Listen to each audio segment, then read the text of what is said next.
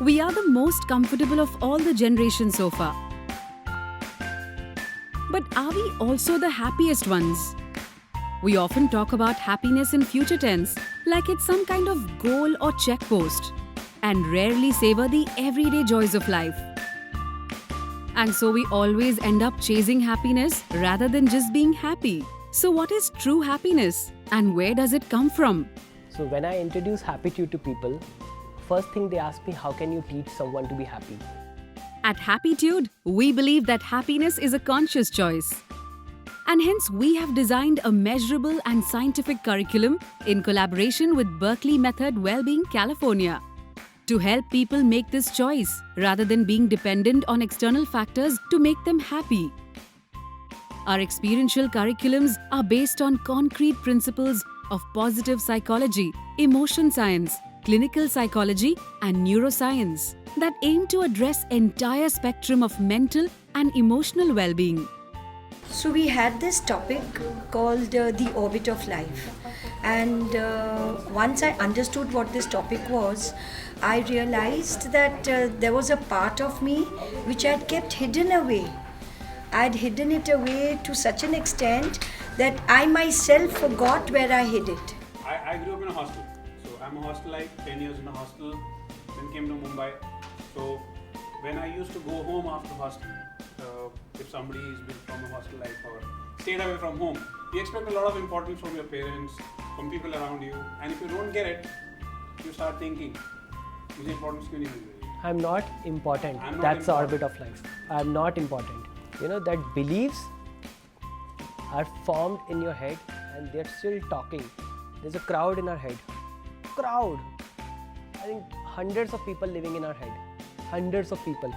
The problem is not they're living in our head. The problem is we identifying those voices are me.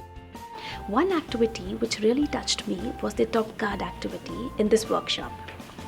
In this activity, we realized whatever choices we make in life, all these choices decide the kind of person we are. We also believe that the best way to foster happiness is to imbibe it in our learning environment right from the early ages. And so we have devised special curriculums for schools and parents. We don't just help schools implement the program, but we also track the progress through reports, regular school visits, and training follow-up. To avoid telling your child what to think, let the child think for themselves. Not put your thoughts on them. Be with them, guide them, but don't put your thoughts on them so that they live this around that orbit. That should not become the orbit of their life or identity for them. That's the main thing, and let them have their own thought process and live accordingly. Do you think children are afraid of failure? No, they're not afraid of failure. They are afraid of only one thing. Because of me, my parents will be unhappy. Can you imagine, for your happiness, children are going through hell? Be with children of any age because I enjoy their company and play a game with them where they grow into strong individuals rather than disturbed individuals. Okay, my takeaway from here is first thanks all beautiful souls whom I've met, and thanks Karan a lot for taking me through this journey where I thought I knew most of the things. So to keep me grounded, it was thanks a lot for that. Second takeaway is let the world say blah blah blah blah. I have to hear from here. I choose to. I choose to hear my voice. I take away from this the power of choice and implement it and live in now.